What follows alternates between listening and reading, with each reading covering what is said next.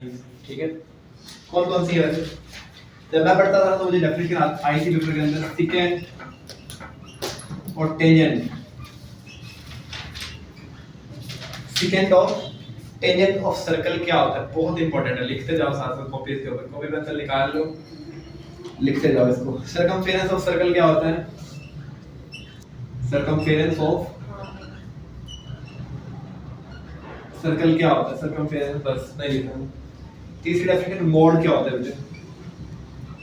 Mode. चौथी definition है आपके पास के प्रॉपर और इम्प्रॉपर फ्रैक्शन क्या होता है? प्रॉपर, इम्प्रॉपर फ्रैक्शन क्या होता है? ठीक है बच्चों, प्रॉपर इम्प्रॉपर फ्रैक्शन क्या होता है? आगे बेटे आपके पास रेशो और प्रोपोर्शन क्या होता है, इनको डिफाइन करना है आपने।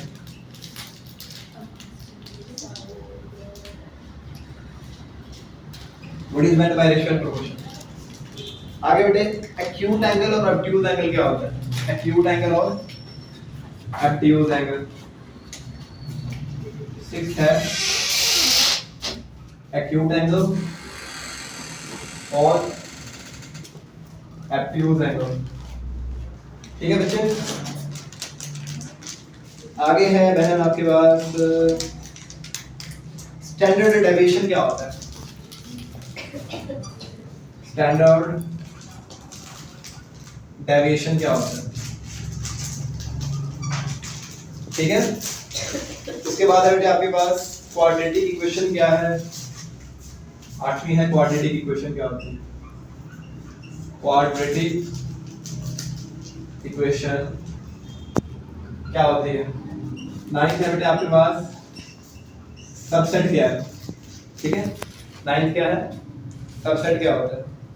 फिर पैरामीटर, जो भी हम लोग डिस्कस भी कर रहे थे, पैरामीटर क्या होता है? Length of all sides, either it is rectangle, triangle, sphere. Parameter क्या होता है? ठीक है बेटे। पैरामीटर के बाद है एंगल क्या होता है? What is meant bye angle? Angle क्या होता है? और रेडियन क्या होता है? एंगल के साथ कुछ लिंक कीजिए, रेडियन। ठीक है बेटे। फिर बेटे आपके पास कोलिनियर पॉइंट्स क्या होते हैं? Collinear points, I think so the point that line on the same line. फिर बेटे आपके पास डायरेक्ट वेरिएशन और जॉइंट वेरिएशन क्या होती है? 13th है डायरेक्ट वेरिएशन और जॉइंट वेरिएशन क्या होती है? फिर बच्चों आपके पास है 14th वाली रेंज क्या है? रेंज 14th वाले है रेंज क्या है? इसको रेज करके आगे लिखते हैं। बच्चों आपके पास ई-स्क्राइब्ड सर्कल क्या होता है? ठीक है, ई-स्क्राइब्ड सर्कल क्या होता है? और यहाँ पर एक क्वेश्चन है साइक्लिक क्वाड्रिलेटरल, ये बड़ा इंपॉर्टेंट है बच्चों, इसको अच्छे से कीजिएगा। साइक्लिक क्वाड्रिलेटरल बहुत इंपॉर्टेंट है बच्चों, बहुत अच्छे से कीजिएगा। सर्कम एंगल और सेंट्रल एंगल में डिफरेंस क्या है या ये होती क्या है? सर्कम एंगल और मार्कर खराब है इसलिए हमें दूसरी मार्कर का सहारा लेना पड़ेगा। सर्कल एंगल और सेंट्रल एंगल क्या होते हैं?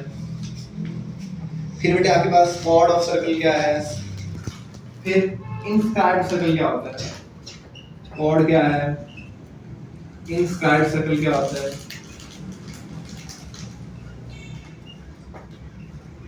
ठीक है बच्चों। फिर आपके पास डी मॉर्गन के लॉज क्या है? बड़ा इंपॉर्टेंट सवाल है, याद आता है अक्सर।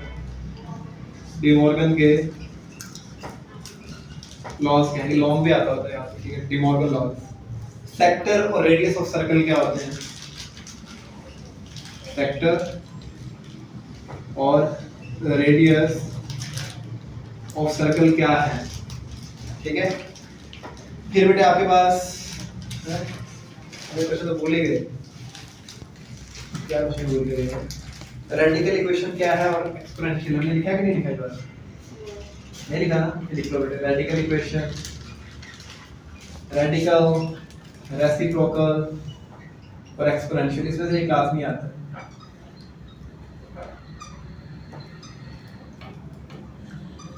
ठीक है बच्चों, रेडिकल, रेसिप्रोकल और एक्सपोनेंशियल इक्वेशन।